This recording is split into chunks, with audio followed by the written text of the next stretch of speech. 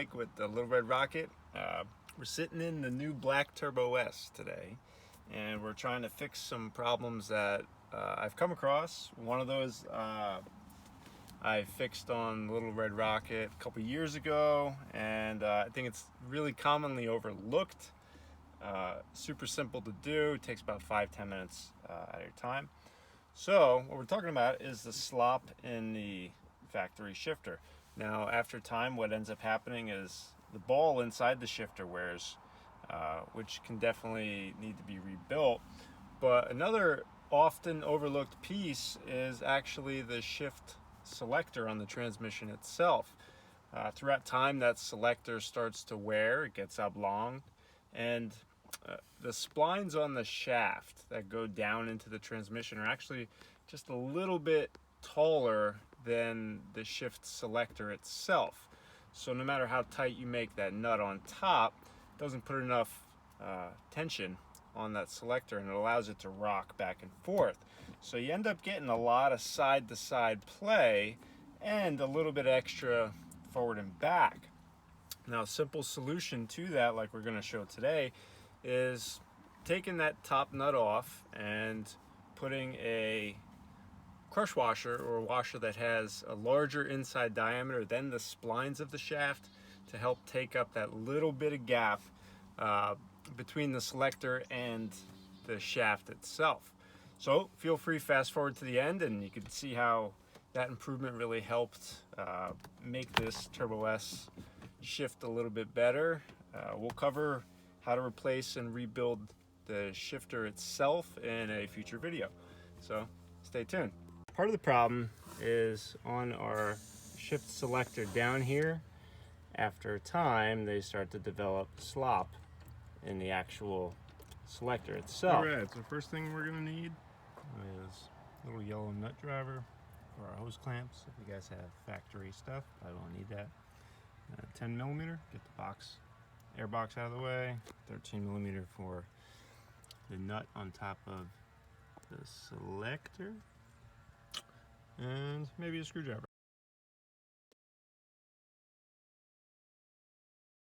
The air box removed, you can see you got a lot more space in there to move around. There's also a really good chance to look inside the tip, the turbo inlet pipe, and just check it for any debris or excessive oil in there. Okay, these clips are pretty easy to get off. Usually you can even do it with just your thumb, lifting up, sliding them down. I find that sometimes that's the easier method. There's 3 of them. Get that bottom one, and you can get this top one over here.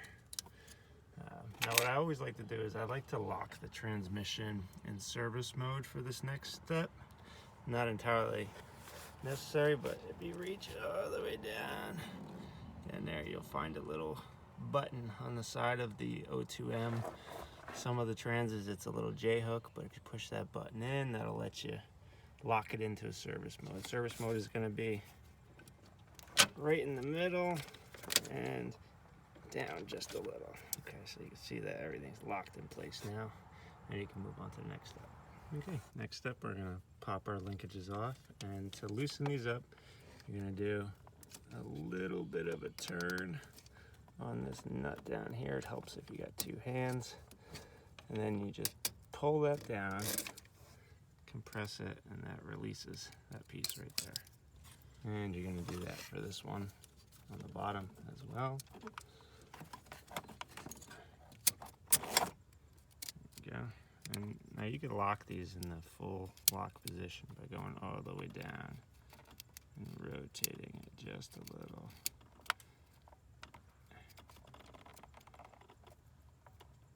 Hard to do with one hand. There you go. There you go.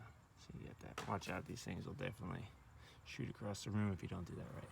Okay, so for this next step, we're just gonna try to wiggle the elevator down and just get it out of the way. Now you can change those bushings that are down in here if they feel like they're worn out. Ours weren't worn, so we're okay. Right. See, it's a little tight. There's also this plastic piece that rides on the selector. Mine is clearly broken, so we're gonna pop that selector off and change that piece also. Okay, with the trans in service mode, you can now go ahead and break that 13mm nut loose that's on top of the selector, and we can take that piece off. So after years, the selector itself starts to get a little egged out inside, and coupled that with the thickness of the stock selector compared to the length of the splines on the shaft, what ends up happening is the shaft is a little bit longer than that thickness. So it gives a little bit of side-to-side play, and eventually these things just start to wear out. So quick fix is use a washer or a crush washer of some sort that is a larger diameter than the splines of the shaft. So we take up that extra space between there. So I'm going to show you that washer. We'll bolt it back together and show you how that made it. I'm going to be using came out of one of those universal crush washer kits. Fits in there pretty well. You can see it clears the splines. So we're going to put that back on, assemble it just like we took it apart, and tighten it. A little tricky to get this lined up down here sometimes, but if it's in service mode, you shouldn't have an issue. Go ahead and drop that washer on there. Snug up our nut.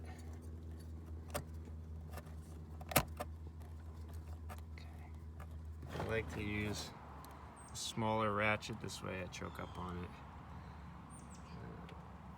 Let's give it a little bit of that. So now you can see after we put that washer on there, it does not move.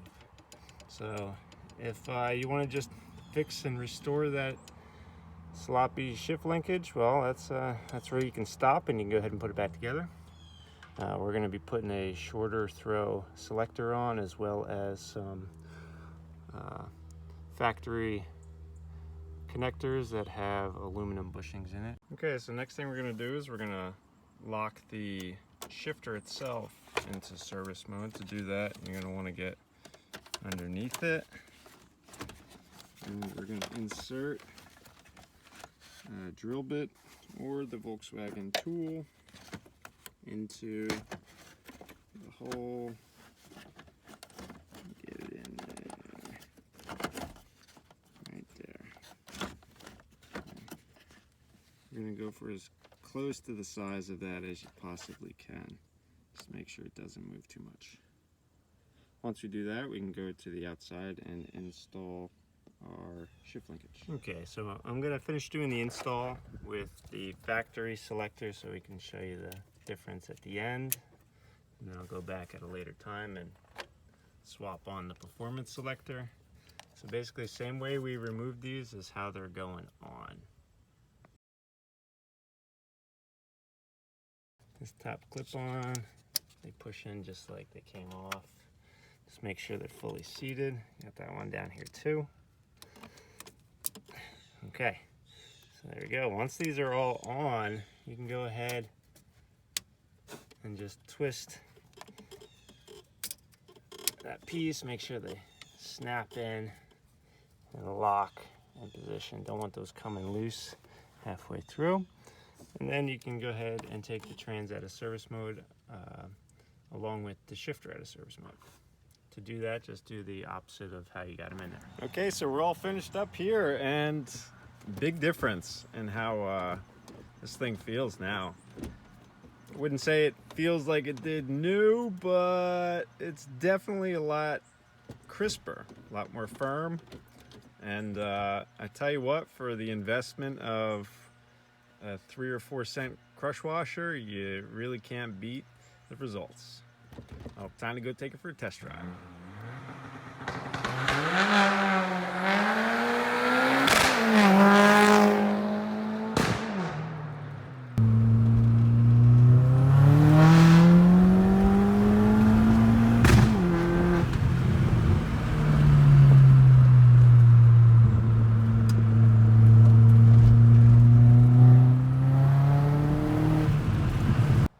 Easy enough. stuff, right? Nice quick fix, makes all the difference in the world, and didn't break the bank either.